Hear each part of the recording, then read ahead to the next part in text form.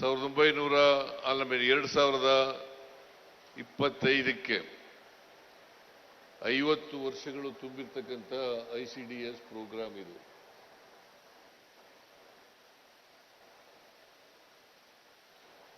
ಶ್ರೀಮತಿ ಇಂದಿರಾ ಗಾಂಧಿಯವರು ಈ ದೇಶದ ಪ್ರಧಾನಮಂತ್ರಿಯಾಗಿದ್ದಾಗ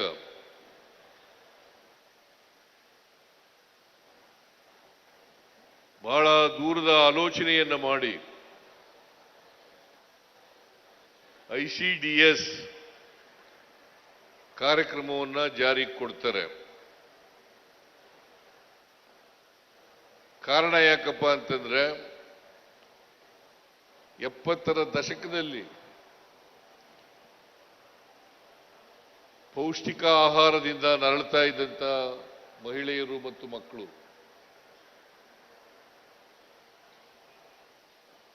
ಅದರ ಜೊತೆಗೆ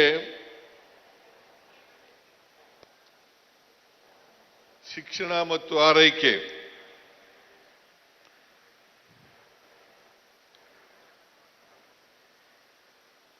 ಶಿಶು ಮರಣ, ತಾಯಂದಿರ ಮರಣ ಇದು ಹೆಚ್ಚಾಗಿದ್ದಂಥ ಸಂದರ್ಭದಲ್ಲಿ ಈ ಕಾರ್ಯಕ್ರಮವನ್ನು ಜಾರಿಗೆ ಕೊಡ್ತಾರೆ. ಅದಕ್ಕೋಸ್ಕರ ಹೆಣ್ಮಕ್ಳು ವಿದ್ಯಾವಂತರಾಗಬೇಕು ಅಂತಕ್ಕಂಥ ಮಾತುಗಳನ್ನು, ಅದಕ್ಕೆ ಅಸಮಾನತೆಯನ್ನು ಹೋಗಲಾಡಿಸ್ಲಿಕ್ಕೋಸ್ಕರ ನಾವು 2 ಪ್ರಮುಖವಾದಂಥ ಕಾರ್ಯಕ್ರಮಗಳನ್ನು ಈ ಸಾರಿ ಅಧಿಕಾರಕ್ಕೆ ಬಂದ ಮೇಲೆ ಮಾಡೋದು. ಒಂದು ಶಕ್ತಿ ಯೋಜನೆ, ಇನ್ನೊಂದು ಗೃಹಲಕ್ಷ್ಮಿ ಯೋಜನೆ. ಶಕ್ತಿ ಯೋಜನೆಯಲ್ಲಿ ನಾವು ಪ್ರಾರಂಭ ಮಾಡೋದ್ರಿಂದ ಇವತ್ತಿನವರೆಗೆ 600 ಕೋಟಿಗೂ ಹೆಚ್ಚು ಮಹಿಳೆಯರು ಸರ್ಕಾರಿ ವಾಹನಗಳಲ್ಲಿ ಉಚಿತವಾಗಿ ಪ್ರಯಾಣ ಮಾಡಿದ್ದಾರೆ ಹೇಳ್ತಕ್ಕಂಥ ಮಾತುಗಳನ್ನು ಹೇಳಲಿಕ್ಕೆ ಬಯಸ್ತಾ ಇದ್ದೇನೆ. 1,26,00,000 ಕುಟುಂಬದ ಯಜಮಾನಿಯರಿಗೆ 1,26,00,000 ಕುಟುಂಬದ ಯಜಮಾನಿಯರಿಗೆ 2 ಗೃಹಲಕ್ಷ್ಮಿ ಯೋಜನೆ ಅಡಿನಲ್ಲಿ 2,00,000 ರೂಪಾಯಿಗಳ 2,000 ರೂಪಾಯಿಗಳನ್ನ ಕೊಡ್ತಾ ಇದ್ದೇವೆ ಅಂತಕ್ಕಂಥ ಮಾತುಗಳನ್ನ ಹೇಳಲಿಕ್ಕೆ ಬಯಸ್ತಾ ಇದ್ದೇನೆ. ಇದನ್ನು ಯಾಕೆ ಕೊಡ್ತಾ ಇದ್ದೀವಿ ಅಂತಂದ್ರೆ ಹೆಣ್ಮಕ್ಳು ಕೂಡ ಸಾಮಾಜಿಕವಾಗಿ, ಆರ್ಥಿಕವಾಗಿ, ಶೈಕ್ಷಣಿಕವಾಗಿ, ರಾಜಕೀಯವಾಗಿ ಸಬಲರಾಗಬೇಕು ಅಂತಕ್ಕಂಥ ಕಾರಣಕ್ಕೋಸ್ಕರ ಕೊಡ್ತಾ ಇದ್ದೀವಿ. ಅವರು ಮುಖ್ಯವಾಗಿ ನೀವು ಬರಬೇಕು, ಸಮಾಜದಲ್ಲಿ ಸರಿಸಮಾನರಾಗಿ ಬಾಳಬೇಕು, ಅವ್ರಿಗೂ ಕೂಡ ಸಮಾನ ಅವಕಾಶಗಳು ಸಿಕ್ಕಬೇಕು ಅಂತಕ್ಕಂಥ ಉದ್ದೇಶದಿಂದ ಇವತ್ತು ಈ ಕಾರ್ಯಕ್ರಮಗಳನ್ನು ಮಾಡ್ತಾ ಇದ್ದೀವಿ. ಇಲ್ಲಿವರೆಗೆ ಗ್ಯಾರಂಟಿ ಯೋಜನೆಗಳಿಗೆ ನಮ್ಮ ಸರ್ಕಾರ ಖರ್ಚು ಮಾಡಿರ್ತಕ್ಕಂಥ ಹಣ 1,00,000 ಕೋಟಿಗೂ ಹೆಚ್ಚು ರೂಪಾಯಿಗಳು ಅಂತಕ್ಕಂಥ ಮಾತುಗಳನ್ನು ಹೇಳಲಿಕ್ಕೆ ಬಯಸ್ತೀನಿ. ಇವತ್ತು ಗ್ಯಾರಂಟಿ ಯೋಜನೆಗಳನ್ನ ವಿರೋಧ ಮಾಡದವರಿಗೆ ಅವರ ಕಣ್ ತೆರೀಬೇಕು ಅಂತಕ್ಕಂಥ ಮಾತುಗಳನ್ನು ಹೇಳಲಿಕ್ಕೆ ಬಯಸ್ತಾ ಇದ್ದೇನೆ.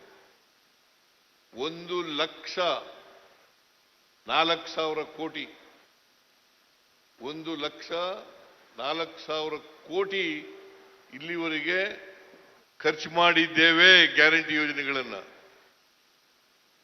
ಬಿಜೆಪಿಯವರು ವಿರೋಧ ಮಾಡ್ತಾ ಇದ್ರು, ನರೇಂದ್ರ ಮೋದಿಯವರು ವಿರೋಧ ಮಾಡಿದ್ರು. ಅವರು ಹೇಳಿದ್ರು ರಾಜಸ್ಥಾನದಲ್ಲಿ ಈ ಗ್ಯಾರಂಟಿ ಯೋಜನೆಗಳನ್ನು ಜಾರಿ ಮಾಡಲಿಕ್ಕೆ ಸಾಧ್ಯ ಇಲ್ಲ, ಒಂದು ವೇಳೆ ಜಾರಿ ಮಾಡಿದ್ರೆ ರಾಜ್ಯ ಆರ್ಥಿಕವಾಗಿ ದಿವಾಳಿ ಆಗ್ಬಿಡ್ತದೆ ಅಂತಕ್ಕಂಥ ಮಾತುಗಳನ್ನು ಹೇಳಿದ್ರು.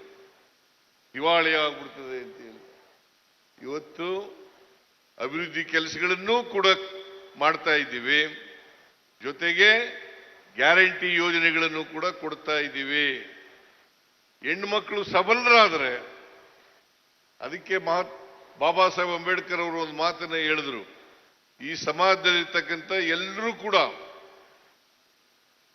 ಆರ್ಥಿಕವಾಗಿ ಸಾಮಾಜಿಕವಾಗಿ ಸಬಲರಾಗಬೇಕು, ಆಗ ಮಾತ್ರ ಸ್ವಾತಂತ್ರ್ಯ ಸಾರ್ಥಕ ಆಗ್ತದೆ, ಯಶಸ್ಸಾಗ್ತದೆ. ಇಲ್ಲೇ ಹೋದರೆ ಸಾರ್ಥಕ ಆಗಲ್ಲ, ಯಶಸ್ಸಾಗಲ್ಲ ಅಂತಕ್ಕಂಥ ಮಾತುಗಳನ್ನ ಮಹಾತ್ಮ ಗಾಂಧೀಜಿಯವರು ಅಲ್ಲ, ಬಾಬಾ ಸಾಹೇಬ್ ಅಂಬೇಡ್ಕರ್ ಅವರು ಹೇಳಿದಂತ ಮಾತುಗಳು ಅಂತಕ್ಕಂಥದನ್ನ ಹೇಳಲಿಕ್ಕೆ ಬಯಸ್ತಾ ಇದ್ದೇನೆ. ಅದರಿಂದ ಈ ಸಮಾಜದಲ್ಲಿ ಅಸಮಾನತೆ ಹೋಗದೆ ಹೋದ್ರೆ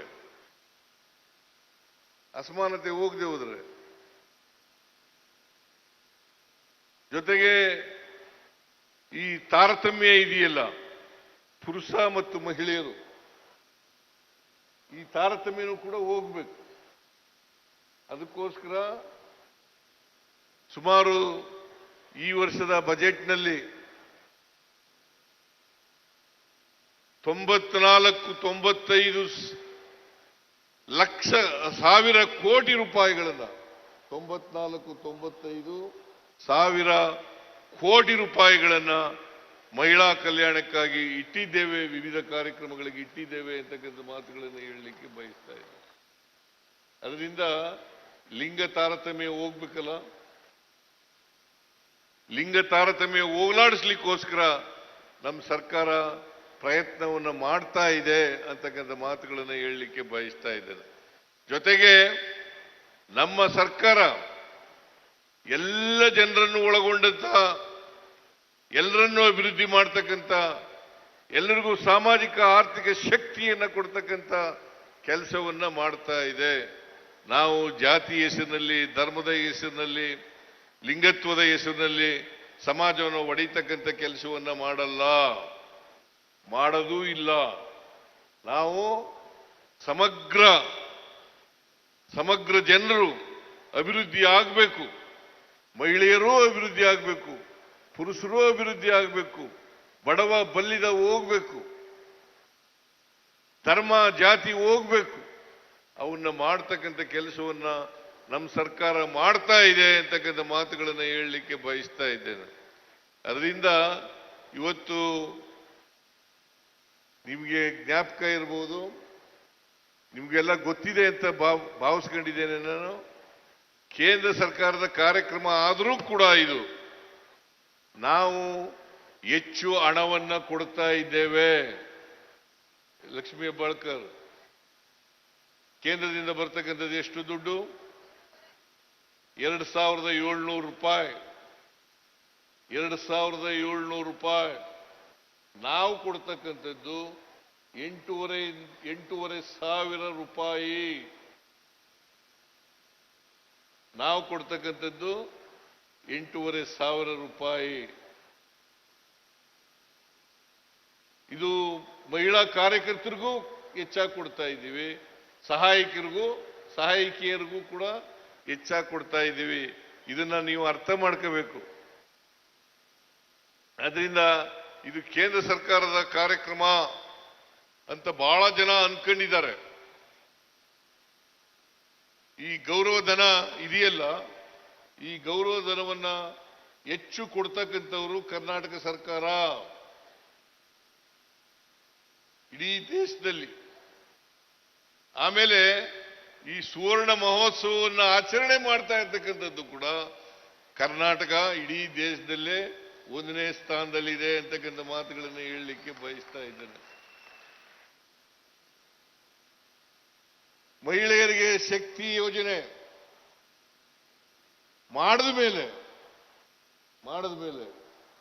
ಮಹಿಳೆಯರ ಪಾಲು ಉದ್ಯೋಗದಲ್ಲಿ 23%, ಹಳ್ಳಿಗಾಡಿನಲ್ಲಿ 21% ಹೆಚ್ಚಾಗಿರೋದು. ಇದನ್ನ ನೀವು ಅರ್ಥ ಮಾಡ್ಕೋಬೇಕು.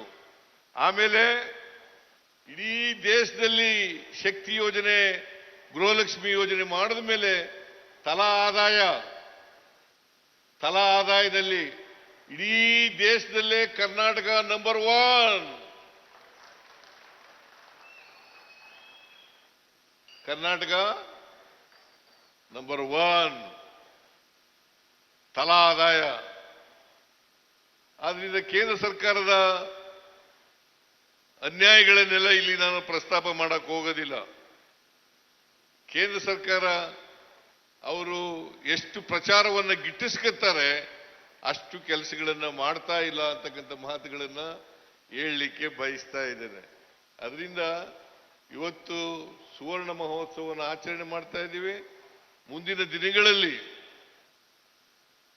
ದಿನಗಳಲ್ಲಿ ನಾವು ಇಡೀ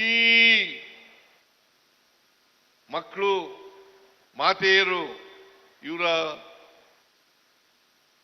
ಪೌಷ್ಟಿಕ ಆಹಾರವನ್ನು ತೊಲಗಿಸಬೇಕು, ಅಪೌಷ್ಟಿಕತೆಯನ್ನು ತೊಲಗಿಸಬೇಕು. ಜೊತೆಗೆ ಶಿಕ್ಷಣ, ತಾಯಿ ಮರಣ, ಮಕ್ಕಳ ಮರಣ ಅದನ್ನ ಕಡಿಮೆ ಮಾಡ್ತಕ್ಕಂಥ, ಅತ್ಯಂತ ಕಡಿಮೆ ಮಾಡ್ತಕ್ಕಂಥ ಕೆಲಸವನ್ನ ಮಾಡ್ತೇವೆ ಅಂತಕ್ಕಂಥ ಮಾತುಗಳನ್ನ ಈ ಸಂದರ್ಭದಲ್ಲಿ ಹೇಳಲಿಕ್ಕೆ ಬಯಸ್ತಾ ಇದ್ದೇನೆ. ಆದ್ರಿಂದ ಈಗ ನಾವು 5,000 ಅಲ್ಲ, 5,000 ಶಾಲೆಗಳಲ್ಲಿ UKG LKG ಮಾಡ್ತಾ ಇರ್ತಕ್ಕಂಥದ್ದು.